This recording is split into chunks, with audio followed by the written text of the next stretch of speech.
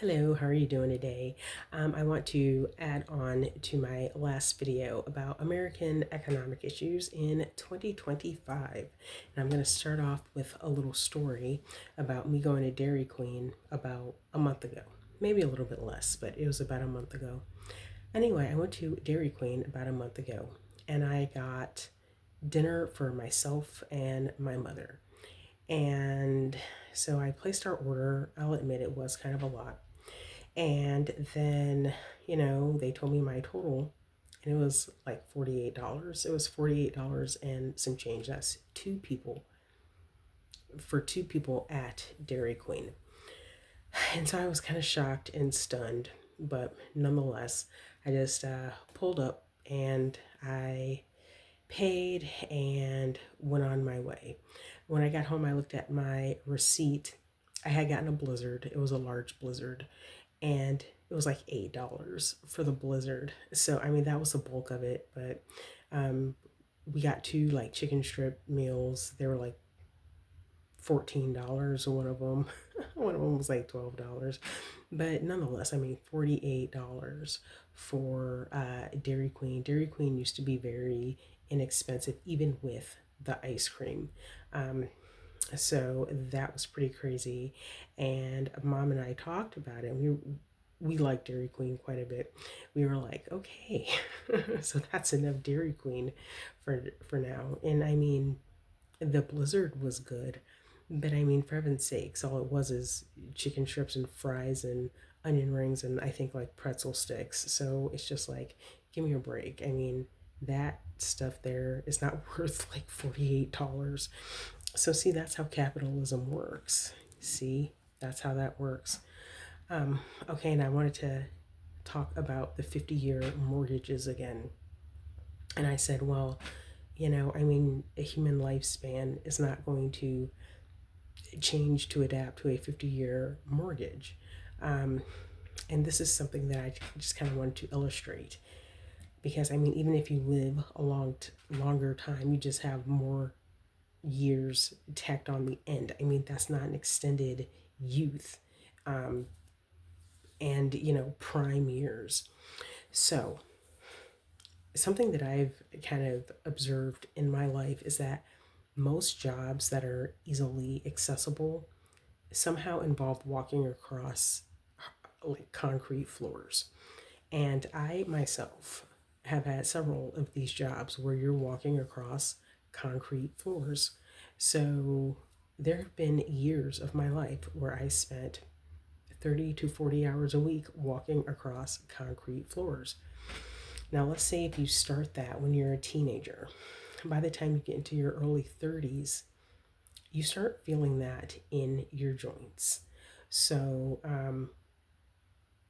even if you live a much longer life, I mean, if you start working as a young adult or a teenager, you might just end up having more years of walking across concrete floors.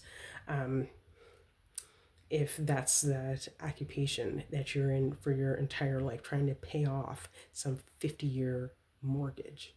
Now, there's a lot of people who are anti going to college and whatever.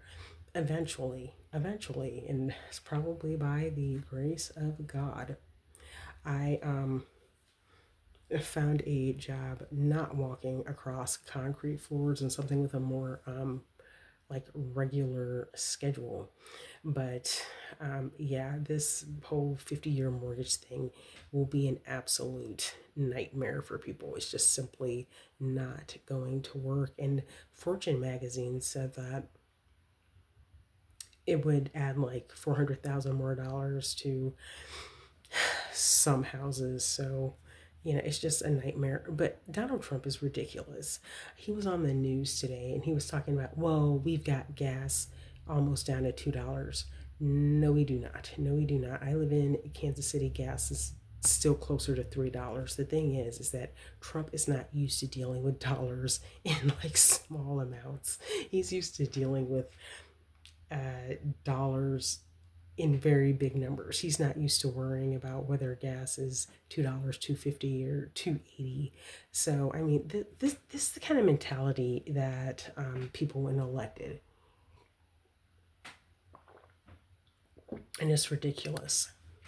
All right, so as I'm speaking right now, the government is reopened, and I do believe that states have started loading money onto SNAP cards. So I want to talk about SNAP. First of all, again, this has been another opportunity for people to get on the internet and show their behind and show how truly mean they are. A lot of people have been very, very mean in regards to um, Snap and the Snap disruption and stuff like that. So, again, I don't know really what the future of this country is going to be now that so many people have just completely shown their behind. Um, Sorry, I'm trying to read my writing here. Oh, bonuses. So Christine Nome said that some people who did quit during the shutdown, like government employees, would get like a $10,000 bonus. And she was on the news standing there with TSA employees. So looks like they're going to get a $10,000 bonus for not quitting, even though I think that that's pretty um, just kind of manipulative because the government is funded until the end of January. So it looks like we're going to do all of this again probably at the end of January. So this is really kind of manipulative. And personally, I don't blame anyone who would have quit under those circumstances. Okay, like as far as Snap again, personally, this is how I feel about Snap. Is a lot of people like to complain and say, "Oh, my tax dollars shouldn't go to pay for that." I am glad that my tax dollars go and pay for Snap because, first of all, it seems like a good practical thing for the government to invest in. Um, we see the money, and there have been stories on the news that says how SNAP creates an economic benefit. People who receive SNAP will go and you know, use it at places where everybody shops. So they are supporting places where everyone shops. And I honestly believe that a lot of these stores in the inner city that struggle and shut down is really because SNAP funds have gone down, in my opinion. I bet if I could really look at the books, that would be a big part of it. Now, other people will go say, oh, it's because of shoplifting. Um, well, I also think that maybe kind of coincides with a reduction in SNAP. Frankly, I think that the SNAP program and food stamp programs and like WIC programs, I think that it should be expanded.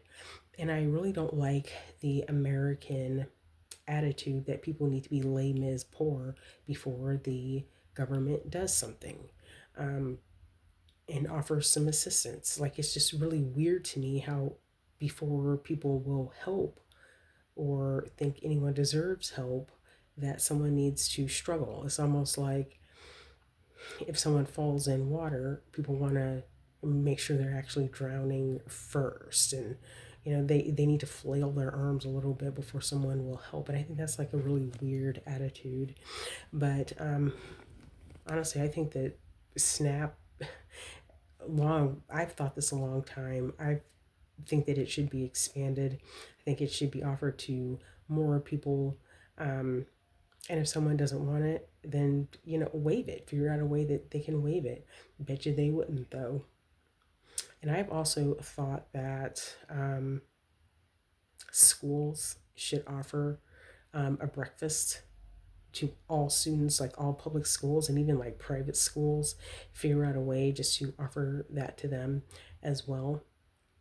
And it does not matter if they live in a poor community, it doesn't matter if they live in Beverly Hills. I just feel like that would create some goodwill. And I think that it could possibly help parents because maybe a youngster didn't have a good breakfast today. Maybe it's not just a matter of money. Maybe the parents, didn't have time because both are working to, make a good breakfast. Maybe they just don't have very good domestic skills. I mean, that could be the issue as well. But I don't know. I really think that certain programs should be expanded. Um, I think for people with young children, maybe WIC should be expanded. I remember I worked with a girl once, and she said that she got signed up for WIC at her doctor's appointment when she was pregnant. I forget what the cutoff is, but she got WIC, didn't even ask about it. The doctor just did something to uh, sign her up, and she got WIC for a certain amount of time. Why not expand it, to the child's like, I don't know, 18? Like, why not? Why not? I mean, that is an investment in the country, I feel, and the country's future. And I also think senior citizens, too. I mean, how about just signing people up for food stamps when they're like 55? I would like that because that's kind of like right around the corner for me. Like, why not? And if someone wants to waive it, go ahead and waive it. I bet you they wouldn't though. So yeah, just we all pay taxes. We all support this country. So what's wrong with getting something back? Because I mean, a lot of people don't really get anything back. So I, I don't know. I don't have a problem with paying taxes. I just kind of want to see the money and know where the money is going. And I also feel like, as far as like offering a breakfast to youngsters in school, I feel like test scores would probably go up. I feel like behavioral issues would probably go down. I think that the children would be socialized better. Um, I think that it might give them an opportunity to, if they want to sit by themselves as opposed to with other people, it might give them an opportunity just to kind of get their head together before they like start their day. To me, I think it would be a good investment. So,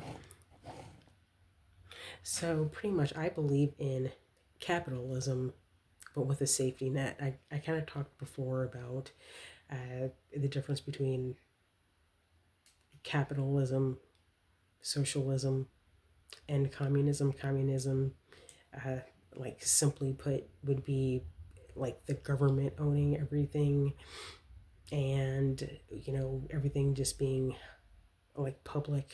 Socialism means like all property is kind of owned by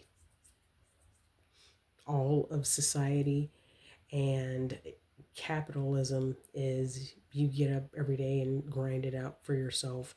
Honestly, I do think that that is the best system. It's just that what we have right now, they're not free markets. They are uh, systems are just being fixed and rigged to benefit companies, and then consumers are just told to figure it out, where I think that it needs to be the opposite. um, I feel like there needs to be protections put in place to protect consumers and also protect employees and wage earners, and yeah, businesses are the ones that need to figure it out. So for many years, Republicans have been talking about, well, we need to support small businesses. Now, the definition of small business is the number of employees. It doesn't necessarily mean like somebody running a hot dog stand or some like mom and pop corner store. For instance, by definition, the LA Lakers are a small business. So let I feel like let businesses figure it out. And really, It's better for consumers that businesses fail, honestly, because they're going to compete for your business and they are going to compete for workers. But, politicians prefer to, or I'm sorry, yeah, they prefer to support businesses because they are, quote, job creators, but their focus is in the wrong place. Studies prove that when the middle class does well, the country does well. If there is a middle class, but like working class, middle class, um, that's when companies are going to do well because people go out and spend their money. So that is that. And then businesses have to compete for that money. So the more money that average working people have, um, the better off the economy is going to be. Right now, there's just a lot of backward thinking and just greed and a lot of disparaging opinions of like working people and poor people, etc. So yeah, we don't really have a free market. We're supposed to, because free markets will like sort a lot of things out, and they are like these fast food companies that are closing down businesses. Um, I mentioned in the last video, Wendy's is shutting down um, some of their less profitable stores, and Chipotle sales are going down. Now, maybe a year or so ago, there was a big brouhaha over on TikTok about Chipotle servings. And again, I'm not a big Chipotle customer. I just really don't enjoy them, and I've always found them to be overrated. But people were complaining about Chipotle servings, like the size of their servings, and now sales have gone down. And personally, I have had some customer service issues with this one particular Wendy's. Now, Wendy's is having problems and they're shutting down stores. The Dairy Queen, I am not going to be going there as frequently as I have in the past. And if other people follow suit, then it's going to be the same. And it's not that I couldn't go and spend, you know, money more just as frequently on Dairy Queen. Is that I do not want to, because chicken strips, French fries, onion rings, pretzel sticks, and a blizzard is not worth $48. And they're nuts, and they're crazy for thinking that it is. And let's see. The last thing I wanted to mention is that since the 1980s that I remember now, I was born in the 70s, the 1970s. So as long back as I can remember, the Republicans have been after welfare, like trying to shut it down. And for some weird reason, Ronald Reagan had a problem with the air traffic controllers. So everything that we're seeing right now, it's been a long time coming. I feel like a lot of people have bought into a lot of nonsense, and they just kind of let the wool get pulled over their eyes with a lot of this like culture war nonsense and all this stuff about religion and stuff like that. Like the government is not going to establish morality unless we all just decide that we want to be like Saudi Arabia or Pakistan or Iran or somewhere like that. And I don't want America to be like that, but it's probably where we're headed. So yeah, Republicans have been after the air traffic controllers and welfare since the 1980s. So nothing is by accident, and I feel like Americans just like let a lot slip away. Just let a lot slip away. And keep in mind that the air traffic controllers in the 80s, when Reagan first got after them, um, that was when these politicians first started to um, like undo union labor and stuff like that. And so, yeah, that was when like jobs that pay pretty well without having a lot of education started to become more scarce.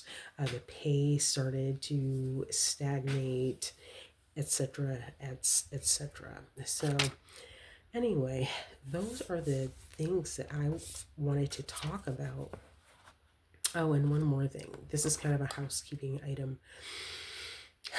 I made a video called I Was Young Once, and I mentioned some of the things that young people seem to do these days that are very reckless.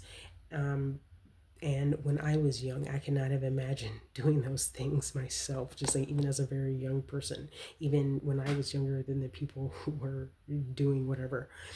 And I mentioned a girl who was on a bus, and she climbed up on a city bus and was dancing, like twerking, and fell off and died. Now, I was going to attach that news story to the video that I posted. I cannot find it. So I do not know if I was mistaken and was remembering it wrong, because I was recalling that from several months ago, or if it was just like wiped from the internet. So I could be totally wrong. I apologize for that. As small as this channel is, I still try to maintain some integrity in the things that I'm saying. Oh, and in my last video, I said something like the average American house is like $300,000. I don't remember where I read that. That could be wrong, because I looked at AI Overview, and AI Overview said that it was like $400,000. So I don't know. Because I mean, AI Overview could be wrong too. Whatever I read, it could have been pertaining to um, my state. I am not sure. But anyway, I may have made a boo boo there. So as far as the girl falling off the bus and twerking, I may have remembered that wrong, may have just been taken off the internet. I know for a fact that things do get scrubbed off of the internet. There was a similar story that happened in St. Louis, but I said Detroit. So I just want to acknowledge that I may have been wrong. So forgive me. So I think that is all I have to say. And then I do have some ideas for some like actual Bible studies, and a few more just rants slash commentaries. So anyway, thanks for listening, and have a wonderful evening. Thanks. Bye.